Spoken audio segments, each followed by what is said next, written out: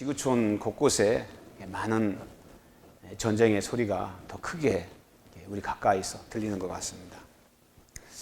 이스라엘이 또 이란의 핵시설을 폭격하고 또 이란은 거기에 대한 반발로 탄도미사일을 쏘아대고 인도와 파키스탄, 러시아와 우크라이나 곳곳에서 많은 지구촌에 전쟁이 일어나고 또 발발해서 지구가 몸살하고 많은 사람들의 마음이 편치 않은 그런 시대에 우리가 살고 있는 것 같습니다. 우리나라도 1950년 북한이 탱크를 앞세우고 쳐들어와서 거의 다 점령이 당했는데 부산 일부 지방, 낙동강, 다부동 전투에서부터 방어를 시작해가지고 2.6.25를 다시 전쟁을 역전시키는 그런 우리의 역사의 아픔을 우리가 함께 기억하고 있습니다. 이런 어떤 그 분쟁 또 이런 다툼과 이런 갈등 이런 것들이 나라와 나라 사이 또 사람과의 관계 속에서 우리 안에 많은 그 다툼의 불씨를 만들어 가는 것 같습니다. 지금 우리 한국도 예외는 아닌 것 같습니다. 베트남에 가서 선교사님들 만나 얘기하는 중에 참 나라 걱정을 많이 하는 그런 얘기를 들었습니다. 사실 우리 한국도 어떤 하나의 그 메가폰을 통해서 정보를 듣는 그런 시대가 아니라 다양한 채널을 통해서 정보를 접하다 보니까 사람은 특이하게 자기가 듣는 채널을 통해서만 소식을 접하잖아요. 그러다 보니까 생각의 균형이 무너지고 그 생각의 균형이 한쪽으로 치우치다 보니까 점점 우리나라가 관계 속에 어떤 세대 가운데 분열이 더 증폭되는 그런 현실을 우리가 이제 맞고 있습니다. 다른 이면적인 성향 때문에 또 정치적인 입장 차이 때문에 또 이번 선거를 통해서도 확연히 드러났듯이 지리적인 만연한 차이가 이 정치적인 갈등이 사회 갈등으로 비화되고 나타나는 그런 현실 속에 있습니다. 이런 어떤 공동체성의 분열, 이런 갈등과 다툼, 전에는 지지하는 어떤 그런 사람이 달라도 한 나라의 국민으로서의 공동체적인 유대감을 갖고 우리가 살았습니다.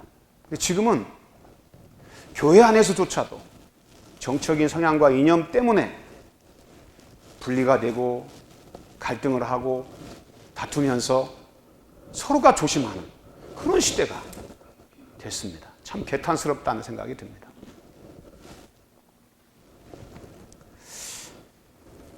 같이 선교에 갔던 목사님 간증을 제가 들었습니다. 교회에서 건축을 하는데 아주 젊었을 때 열심히 봉사하고 섬겼답니다. 그런데 목사님이 어느 날 오시더니 그렇게 책망을 하더래요. 열심히 했는데 그렇게 책망을 하더래요. 그래가지고 화가 나가지고 기도원으로 도망쳤답니다. 가가지고 기도했대요. 하나님, 나 이제 다른 교회 가서 하나님 섬기고 싶다고. 다른 교회 좀 응답해달라고. 기도했대요. 이틀 동안 기도원에 머물면서 다른 교회 좀 하나님 섬길 수 있도록 도와달라고 기도했대요. 여러분, 하나님 응답하셨을까요? 네? 어떤 사람은 응답을 받고 가더라고요. 어떤 사람들은. 그 하나님은 어떤 하나님인지 난 도대체 이해가 안 돼, 나는. 응답받았다고 가는 사람도 있더라고요. 어떤 마음 속에 갈등이 생겨서 다툼이 일어나면 뭐가 생기냐면 사람의 마음 속에 담이 세워지잖아요. 여러분, 상처가 많은 사람은 그만큼 담이 많은 거예요. 마음에 자기가 살아오면서 경험으로 쓴 어떤 경험을 한 사람들은 자기가 원치 않지만 자기 마음속에 여러 개의 많은 담이 쳐져 있는 거죠. 본인만 모를 뿐이에요. 그래서 그런 사람들은 항상 어떤 삶의 태도가 그런 거잖아요. 뭐가 좋다 나쁘다. 뭐는 이래서 안 된다. 그런 자기 절대적인 생각과 기준이 자꾸 이렇게 하나의 기둥이 뚝뚝뚝 담처럼 세워져 가지고 자기 스스로 그 자기 동굴 속에 갇혀서 살아가는, 개방적이고 자유롭지가 않아요. 그런 담에 둘러싸여서 인생을 살아가는 유대인들이 그랬습니다. 유대인들은 자기 자신이 하나님의 거룩한 백성이고 하나님의 성전이 예루살렘에 있고 택함받은 하나님의 거룩한 백성이라고 하는 그런 절대적인 신념을 갖고 그들은 살았어요.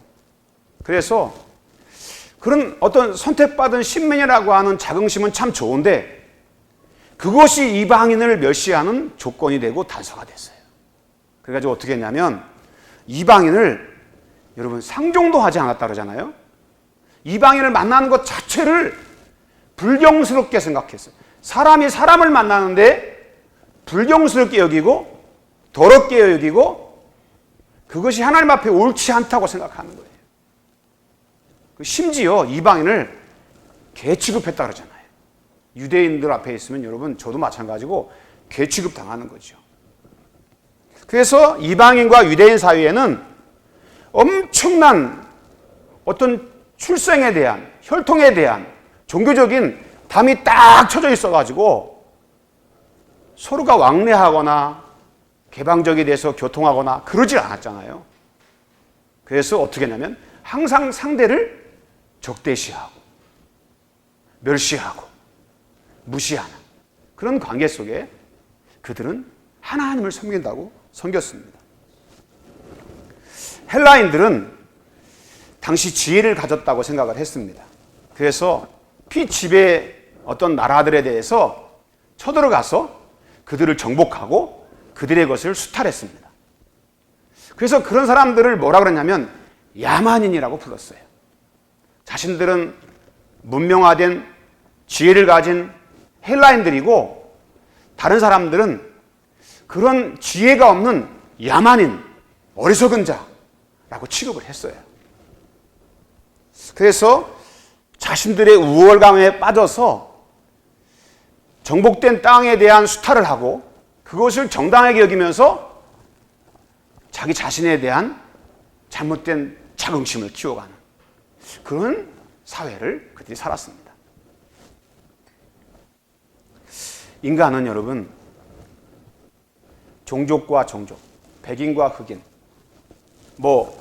가진 자와 갖지 못한 자, 권력을 취한 자와 취하지 못한 자, 한 사람의 존재로서 어떤 삶을 존중하고 똑같은 평등의 어떤 그런 가치 속에서 함께 삶을 공유해가고 그렇게 삶을 만들어가는 그런 존재가 아니라 지배를 해야만 편하고 빼앗아야만 자기 우월감을 갖는 그런 심각한 갈등과 분열과 다툼이 사람 사회 역사 속에 항상 긴장으로 존재하고 있었던 거죠.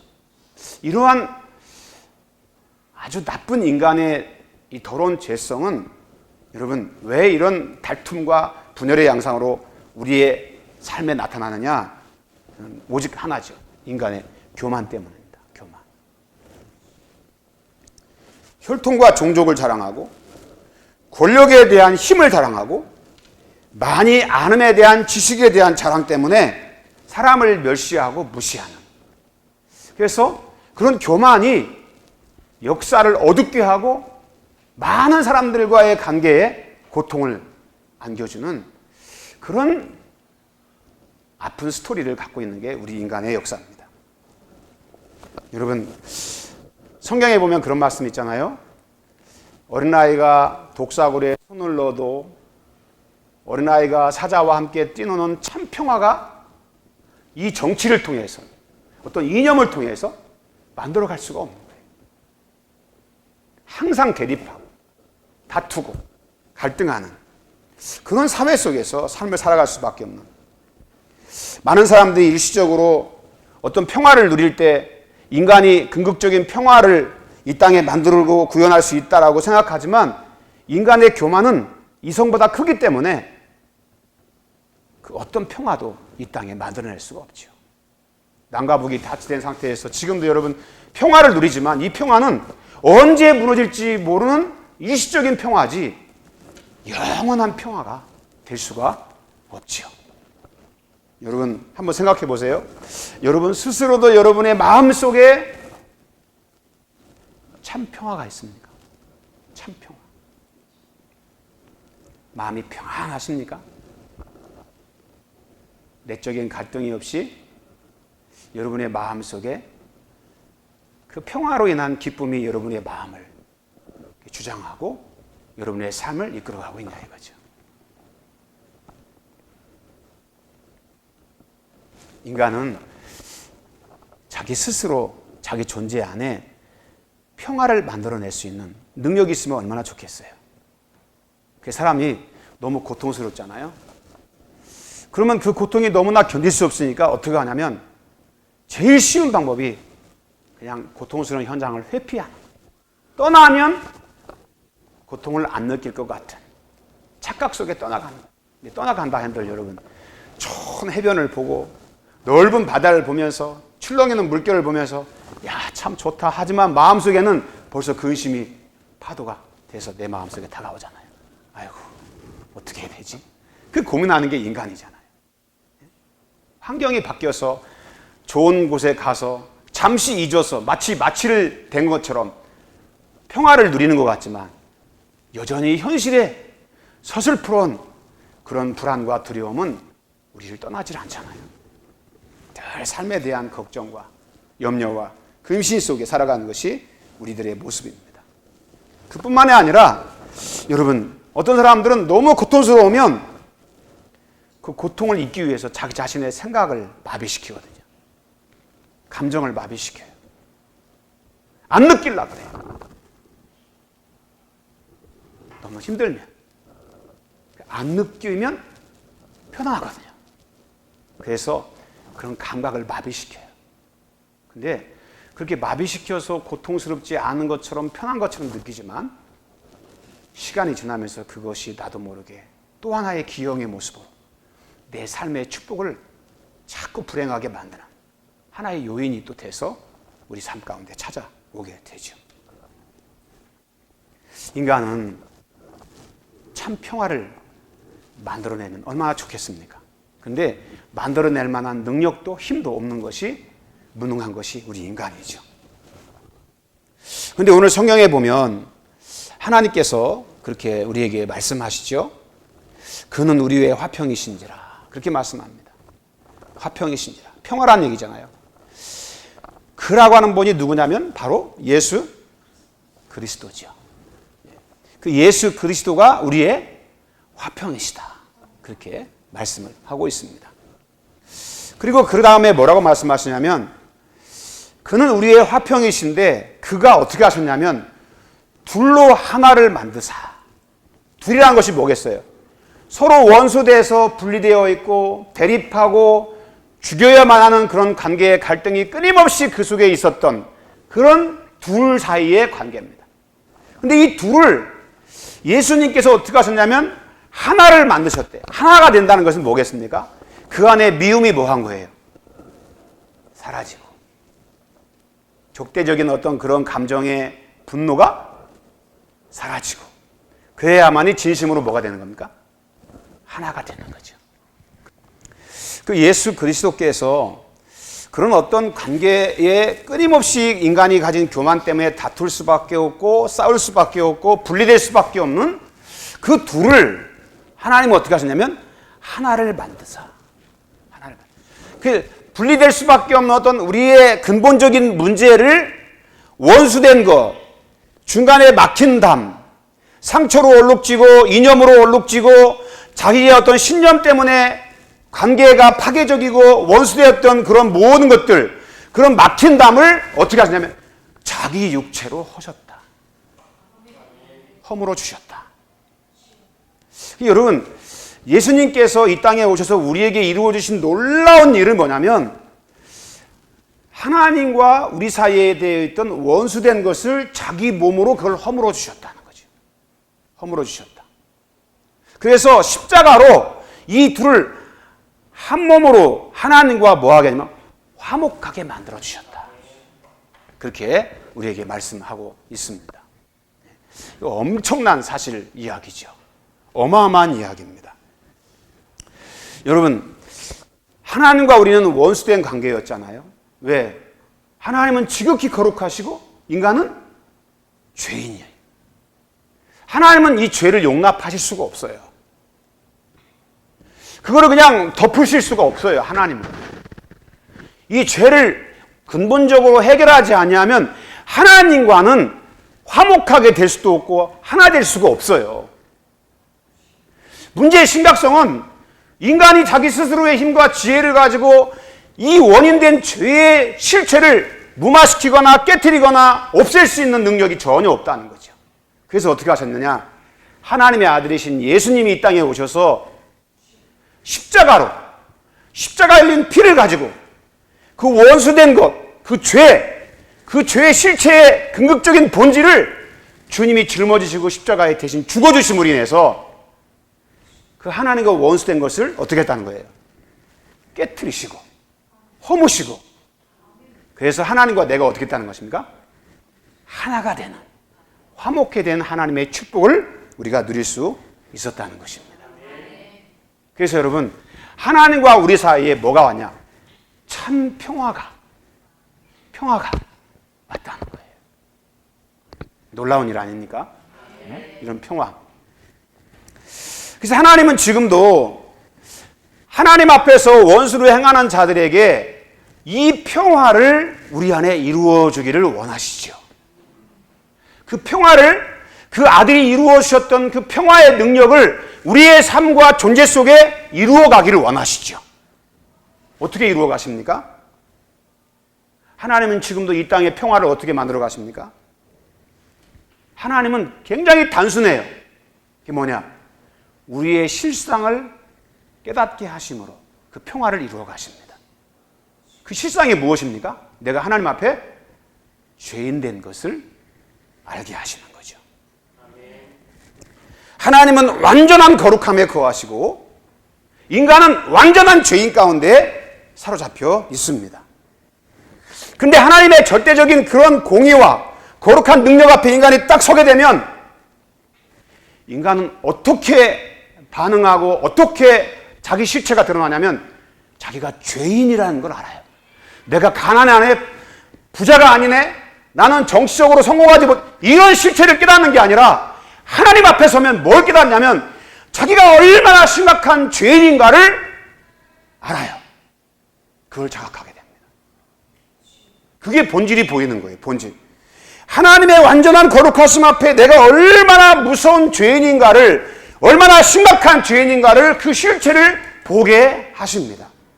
인간은 자기 스스로 어떤 혈통으로, 이념으로, 율법으로 무장했던, 피해의식으로 똘똘 뭉쳐서 자기만이 옳은 것처럼 알았던 그런 자기 실체가 하나님 앞에 딱 서면 그게 본질이 아니라는 것을 알아요. 그것이 껍데기고 허울이고 하나님 앞에 그것이 결코 의로울 수 없는 그런 것이란 사실을 깨닫게 되는 거죠. 그래서 자기가 하나님 앞에 죄인됨을 비로소 알게 됩니다. 그리고 여러분, 거기서 끝나지 않죠? 어떡합니까? 바로 그렇게 하나님과 나 사이에 있던 무서운 죄의 실체, 그런 죄의 담으로 가득 둘러싸여 있는 우리들의 영적인 실존을 예수님께서 십자가에 나의 그 모든 저주를 짊어지고 죽으셨다는 사실, 그것을 알게 되죠. 그래서 주님께서 어떻게 하십니까? 중간에 막힌 담을 자기 육체로 허신 것을 그가 믿음으로 붙잡게 됩니다. 하나님 앞에 반응하게 됩니다. 놀라운 사실은 여러분, 바울도 깨닫지 못했을 때는 그가 로마서를 보면 이런 말합니다. 내가 깨닫지 못했을 때는 살았었다. 그러나 계명이, 십자가에 피 묻은 계명이 내게 이루고 율법의 계명이 이루니까 내가 죄인 되었다는 사실을 그가 알고 자기는 죽었다. 그리고 그렇게 봐. 하나님의 선을 추구하기 원하는 나에게 악이 함께 있다는 것에 대해서 그가 고통합니다. 그는 율법으로 똘똘 무장한 사람이었어요. 죄가 없는 사람이었어요. 이방인이 죄인이, 자기는 죄인이 아니었어요.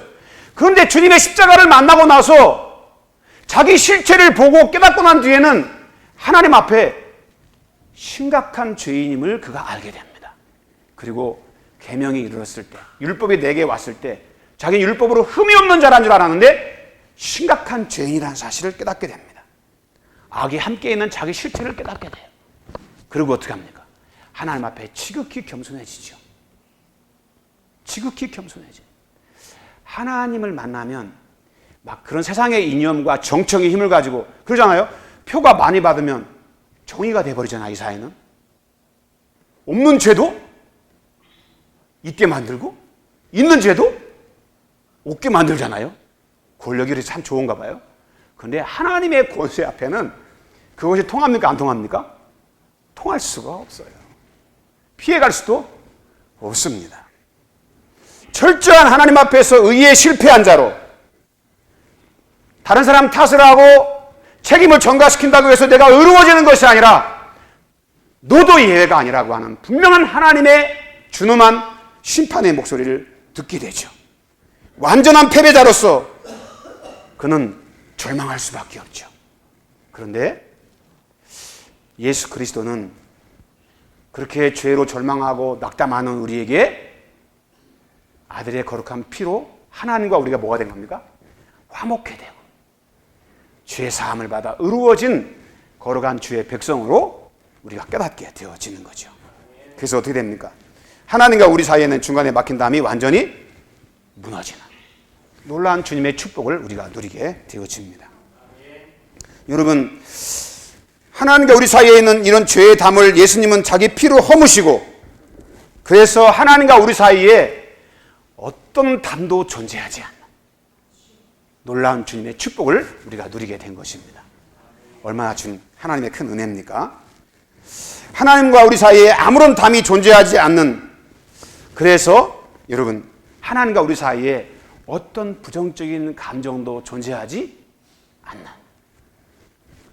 지나친 기대감으로 인해서 우리가 낙담할지라도 하나님은 우리에 대한 사랑이 결코 변치 않는 그 사랑으로 우리와 함께 하시는 놀라운 주님의 은혜가 우리 안에 임하게 되는 것입니다. 성도 여러분, 그런 주님의 십자가의 놀라우신 은혜와 사랑을 통해서 우리 안에 있는 중간에 막힌 담이 허물어졌을 때 거기엔 놀라운 결과가 우리 안에 주어지게 됩니다.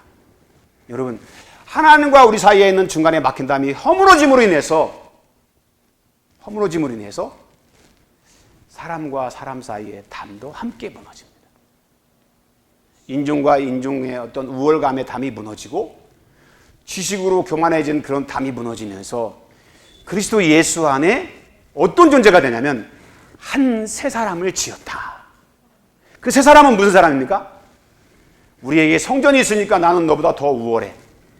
나는 하나님의 택한 백성이기 때문에 더 우월해. 그런 잘못된 교만으로 똘똘 뭉쳐진 그런 존재가 아니라 하나님의 사랑을 통해서 하나님의 관계가 회복된 한 새 사람이죠.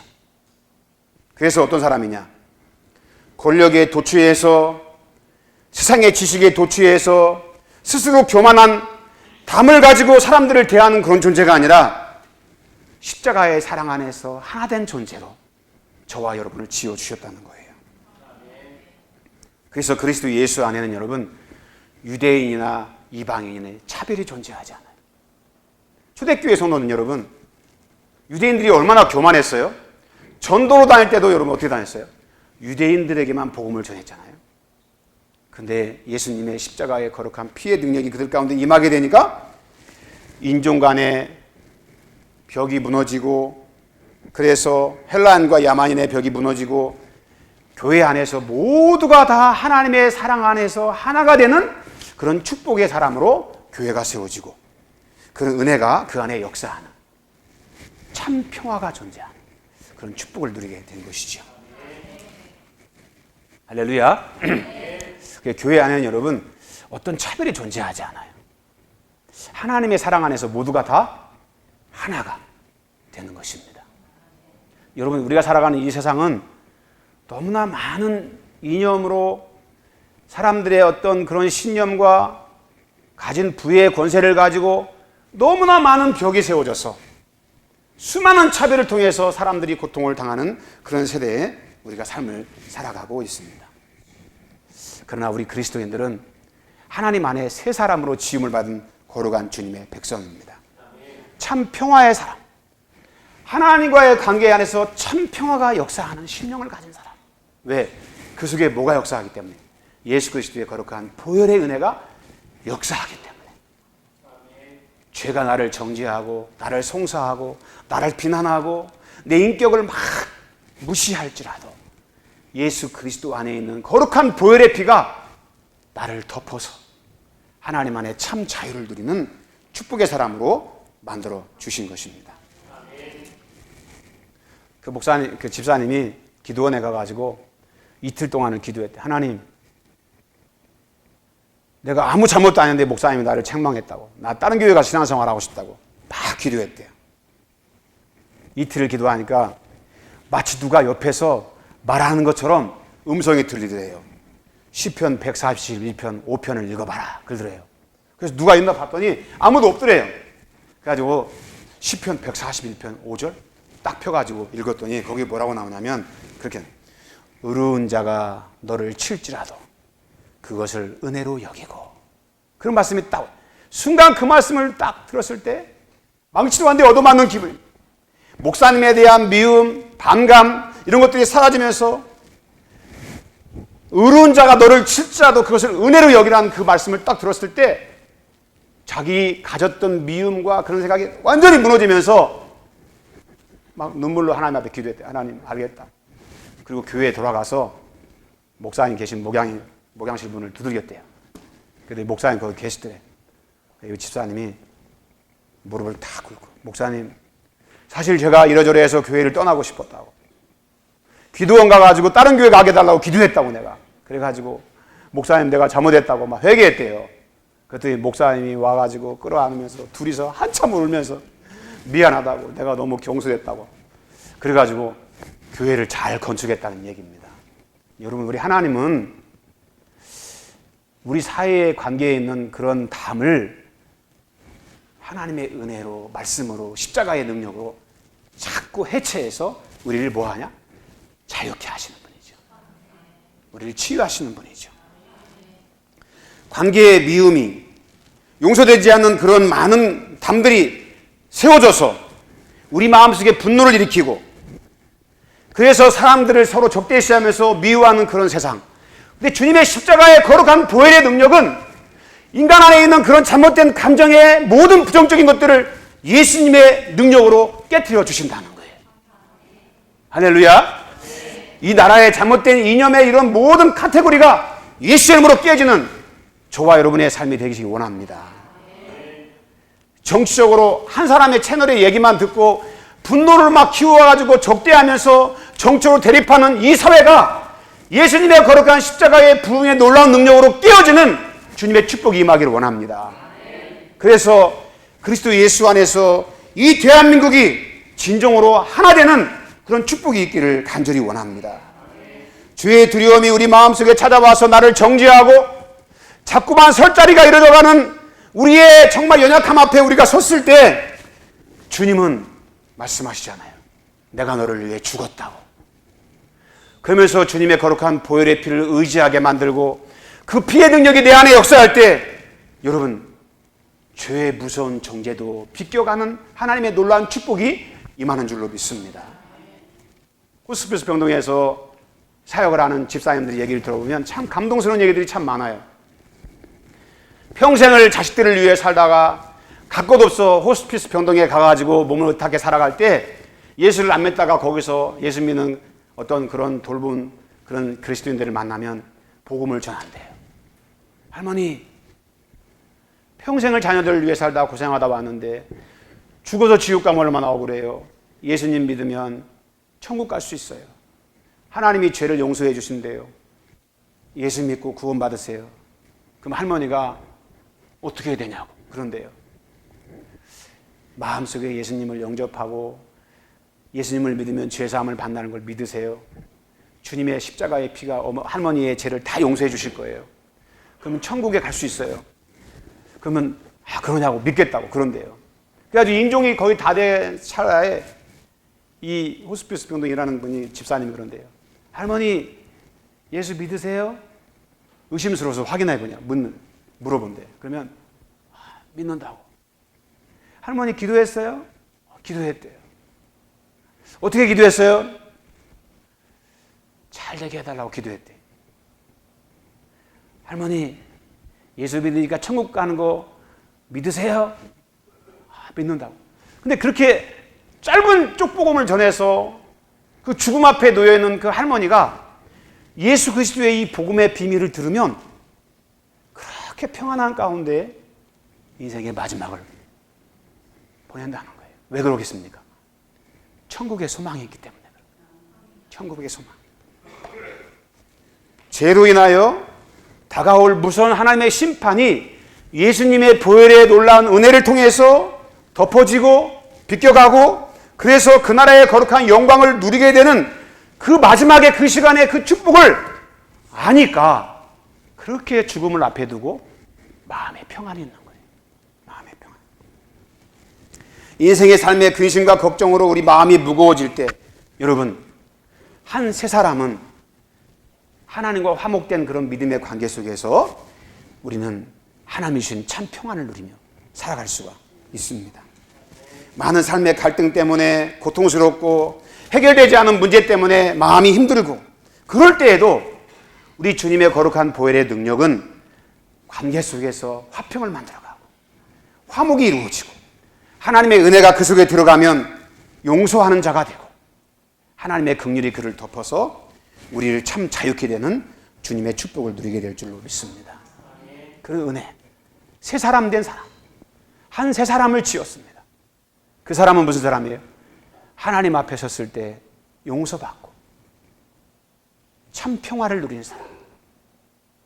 나 스스로 보기에도 나는 용서받을 수 없는 죄인이지만 하나님은 나를 사랑하셔서 아들을 주시기까지 나를 그렇게 품으시고 용서하시는 하나님의 놀라운 은혜가 우리의 삶 가운데 우리 존재 가운데 임하게 되는 줄로 믿습니다. 여러분 사탄 마귀는 자꾸만 우리 마음속에 하나님과의 화목된 관계를 이완시키고 깨트리고 분리하기 위해서 자꾸만 두려움을 줍니다. 자꾸만 세상의 근심으로 빠지게 만듭니다. 그럴 때 여러분 오늘 에베소 2장 말씀을 붙들 수 있게 되기를 원합니다. 그는 우리의 화평이시다. 주님이 나에게 화평을 만들어 주셨다. 내가 만든 게 아니다. 자기 육체로 이런 모든 중간의 담을 허무시고 율법의 계명을 폐하셔서 나를 한 세 사람으로 나를 지으셨다. 그 말씀을 여러분의 마음속에 붙들고 믿음 안에 승리하는 저와 여러분 될 수 있기를 주의 이름으로 축원합니다.